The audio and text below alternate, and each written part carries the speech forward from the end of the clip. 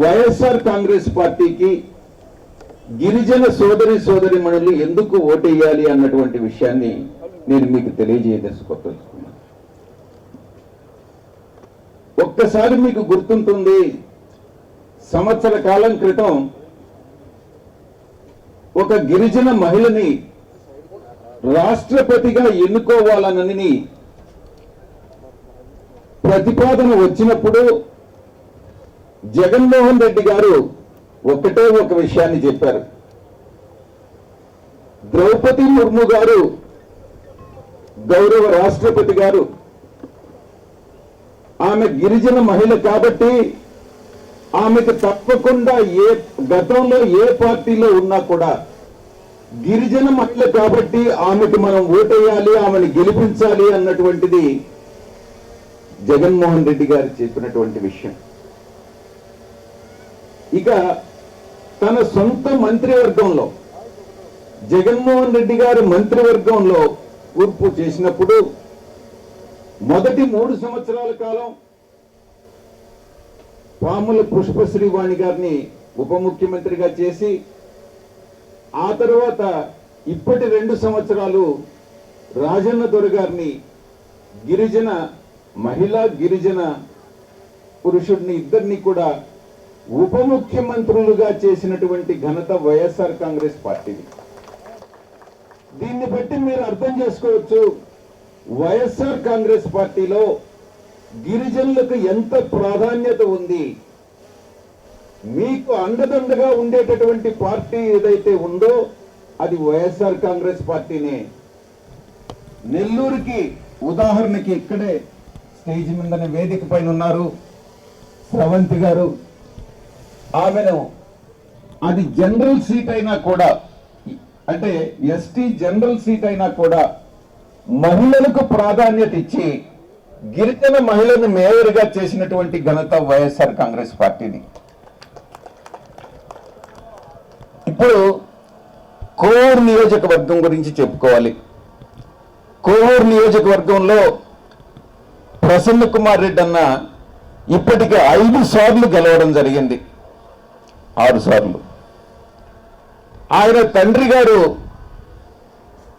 తండ్రి గారు శ్రీనివాసులు రెడ్డి గారు 3 సార్లు గెలవడం జరిగింది.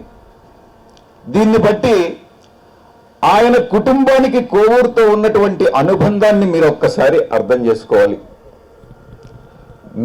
మీ మనిషి, ప్రజల మనిషి, మీలో ఒకటిగా ఉండేటటువంటి వ్యక్తి, అటువంటి వ్యక్తి మీకు శాసనసభ్యుడిగా కావాలన్నా, లేకుంటే మీకు ఇప్పుడు తెలుగుదేశం పార్టీ నుంచి పోటీ చేస్తున్నటువంటి ప్రశాంతమ్మ, ఆమె నెల్లూరులోనే ఉండదు. ఆమెకు చెన్నైలో ఇళ్ళున్నాయి, ఢిల్లీలో ఇళ్ళున్నాయి, హైదరాబాద్లో 2 ఇళ్ళున్నాయి, విశాఖపట్నంలో ఇళ్ళుంది. ఇవి కాకుండా విదేశాల్లో సింగపూర్లో, ఇండోనేషియాలో, ఆఫ్రికాలో, దుబాయ్లో ఇక్కడంతా కూడా ఉండేదానికి వసతి వ్యాపారాలు కూడా ఉన్నాయి. మీలో ఉండేటటువంటి వ్యక్తి మీ యొక్క సోదరుడిగా ప్రసన్న కుమార్ రెడ్డి అన్న గారు మీకు కావాలన్నా, విదేశాల్లో నివసిస్తూ ఎప్పుడూ మీతో ఉండకుండా మా యొక్క ఉద్యోగస్తులు మిమ్మల్ని చూసుకుంటారు, మేము ఇక్కడ ఉండకుండా కూడా మీరు మాకు ఓటేయండి అన్నటువంటి ప్రశాంతమ్మ కావాలా అన్నటువంటిది మీరే నిర్ణయించుకోవాలి. నేను ఒక్కటే సభాముఖంగా హామీ ఇస్తా ఉన్నా, నేను కానీ పార్లమెంటు సభ్యుడిగా అన్న ప్రసన్న కుమార్ రెడ్డి అన్న కానీ మీలో ఒక మనిషిగా ఎల్లవేళలా మీకు అందుబాటులో ఉంటూ మీ యొక్క సమస్యలే మా యొక్క సమస్యలుగా భావించి మీతో ఉంటామనని సభాముఖంగా ఆ దేవదేవులైనటువంటి వెంకటేశ్వర స్వామి సాక్షిగా నేను చెప్తా ఉన్నా. ఏ సమస్య వచ్చినా ఎప్పుడైనా నేనైతే ఎక్కడ ఉంటే ఢిల్లీ, లేకుండా ఉంటే విజయవాడ గౌరవ ముఖ్యమంత్రి గారి దగ్గర, లేకుంటే నెల్లూరు. నాకైతే ఏ వ్యాపారాలు లేవు, అన్న ప్రసన్న కుమార్ రెడ్డి అన్నకైతే ఏ వ్యాపారాలు లేవు, వేరే ఏం యావిగేషన్ లేవు, పాలిటిక్స్ ఇది తప్ప, ప్రజాసేవ తప్ప. కాబట్టి మేమిద్దరం మీకు కావాలన్నా, లేకుంటే వేమిరెడ్డి ప్రభాకర్ రెడ్డి గారు, ఇప్పుడు నేను చెప్పిన దేశాలంతా కూడా వ్యాపారం ఉంది, ఈ వ్యాపారాలన్నీ చూసుకోవాలనంటే, పార్లమెంట్కి అటెండ్ కావాలనంటే పార్లమెంటే 120 రోజులు ఉంటుంది. ఈ వ్యాపారాలన్నీ చేసుకోవాలనంటే ఇంకొక 200 రోజులు పోతాయి. 200 ఒక 120 మొత్తం 420 రోజులు, సంవత్సరం చాలదు. కాబట్టి ఆయన ఎప్పుడు కూడా, ఆయన కానీ ఆయన సతీమణి కానీ మీకు సేవ చేసేటటువంటి టైం ఉండదు అని నేను సభాముఖంగా తెలియజేసుకుంటా ఉన్నా.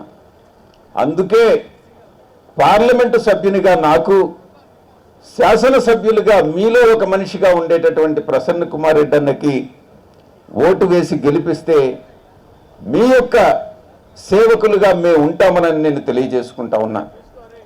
ఇక తెలుగుదేశం పార్టీకి ఎందుకు ఓటేయకూడదు, వైఎస్ఆర్ కాంగ్రెస్ పార్టీకి ఎందుకు ఓటేయాలి అని అంటే, తెలుగుదేశం పార్టీ హయాంలో గతంలో చంద్రబాబు నాయుడు 2014 నుంచి 2019 వరకు ఎస్టీల కోసం, ఆదివాసీల కోసం ఖర్చు చేసినటువంటి మొత్తం 2611 కోట్లయితే, ఈ యొక్క 3.5 సంవత్సర కాలంలో శ్రీ జగన్మోహన్ రెడ్డి గారు గౌరవ ముఖ్యమంత్రిగా ఈ 3.5 సంవత్సరాల్లో 15,250 కోట్లు గిరిజనుల కోసం ఖర్చు పెట్టడం జరిగింది. ఎక్కడ 2,600 కోట్లు, ఎక్కడ 15,000 కోట్లు. దీన్ని బట్టి మీరు అర్థం చేసుకోవచ్చు, గిరిజనులకి మన ప్రభుత్వం ఇస్తున్నటువంటి ప్రాధాన్యత మన ఆంధ్ర రాష్ట్రంలోనే కాదు, దేశంలో ఎవ్వరూ కూడా ఇవ్వనంత ప్రాధాన్యత మనం గిరిజనులకు ఇస్తా ఉన్నాం. కాబట్టే మీ అందరినీ కూడా అభ్యర్థిస్తున్నాను, వైఎస్ఆర్ కాంగ్రెస్ పార్టీని సపోర్ట్ చేయండి అని. ఇక ఎస్సీలకి మనం ఇచ్చినటువంటి ఉద్యోగాల్లో ఎస్సీలకి, ఎస్టీలకి, బీసీలకి కలిపి 80% ఉద్యోగాలు ఈ 3 కేటగిరీస్కి ఇవ్వడం జరిగింది. అంటే మన గౌరవ ముఖ్యమంత్రి గారు చెప్పారు, నా ఎస్సీలని చెప్పారు, నా ఎస్టీలని చెప్పారు, నా మైనారిటీస్ అని చెప్పారు. అంటే ఆయన స్వంతం చేసుకుంటున్నారు, గుండెలో పెట్టుకొని చూసుకుంటా ఉన్నారు. ఆయన మనసులో మీరున్నారు, మీకు సేవ చేసుకున్నటువంటి ఆయనటువంటి కర్తవ్యంగా.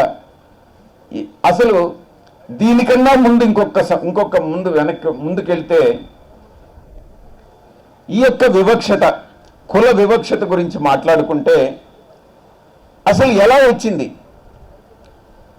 గతంలో ఏ వృత్తి చేస్తున్నారో ఆ వృత్తిని బట్టి ఆ కులాన్ని నిర్ణయించడం జరిగింది. కొన్ని వృత్తులు లాభదాయకంగా ఉండేవి, కొన్ని వృత్తులు అంత లాభదాయకంగా ఉండేవి కాదు. ఆదివాసీలు అన్నటువంటి వాళ్ళు అడవిని నమ్ముకొని అడవుల్లో ఉన్నారు కాబట్టి, ఆర్థికంగా వెనుకబడ్డారు కాబట్టి వాళ్ళని గిరిజనులుగా పరిగణించడం జరిగింది. అంతేకాని మనుషులందరూ కూడా ఒకటే. మీకు ఏ డిఎన్ఏ ఉందో మిగతా అందరికీ కూడా అదే డిఎన్ఏ ఉంది. ఒకరు ఎక్కువ కాదు, ఒకరు తక్కువ కాదు. ఈ యొక్క కులం, మతం అన్నటువంటిది మనం సృష్టించుకున్నదే. కాబట్టి మనం అందరం కూడా ఒకటే. అటువంటి ఆర్థిక అసమానతలు ఏదైతే ఉన్నాయో, రాజకీయంగా, సామాజికంగా, ఆర్థికంగా మీరు ఎక్కడైతే వెనుకబడి ఉన్నారో, మిమ్మల్ని మిగతా సామాజిక వర్గాలతో పాటు అభివృద్ధి చెందించాలి అన్నటువంటి ఒక లక్ష్యంతో వైఎస్ఆర్ కాంగ్రెస్ పార్టీ ముందుకెళ్తుంది. కాబట్టి మీరు జగన్మోహన్ రెడ్డి గారికి వైఎస్ఆర్ కాంగ్రెస్ పార్టీని గెలిపించాల్సిందిగా నేను విజ్ఞప్తి చేస్తా ఉన్నా.